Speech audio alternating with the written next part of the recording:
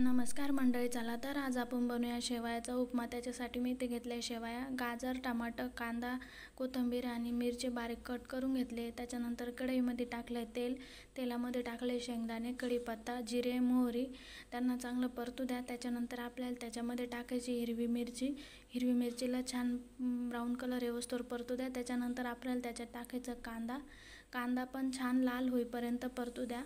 त्याच्यानंतर आपल्याला त्याच्यामध्ये टाकायची हळद टाकल्याच्या नंतर आपल्याला टाकायचे त्याच्यात गाजर, टमाटर आणि कोथिंबीर, त्यांना छान परतून घ्या। परतून घेतल्याच्या नंतर आपल्याला त्याच्यामध्ये टाकायचे पाणी टाकल्याच्या नंतर पाण्याला छान उकळी येऊ द्या। उकळी आल्याच्या नंतर आपल्याला त्याच्यात टाकायचे शेवया टाकून शेवयाला छान मंद आचेवर शिजू द्या।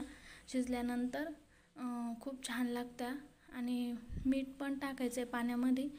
आणि ह्या शेवया उपमासारखाच लागतात, खूप भारी लागते तिखट शेवया। त्याच्यामुळे तुम्ही करून बघा आणि बनवायची खूप सोपी पद्धत आहे, खूप छान लागते। आणि व्हिडिओ आवडला असेल तर लाईक, चॅनल सबस्क्राईब करा आणि थँक्यू सो मच व्हिडिओ बघितल्याबद्दल।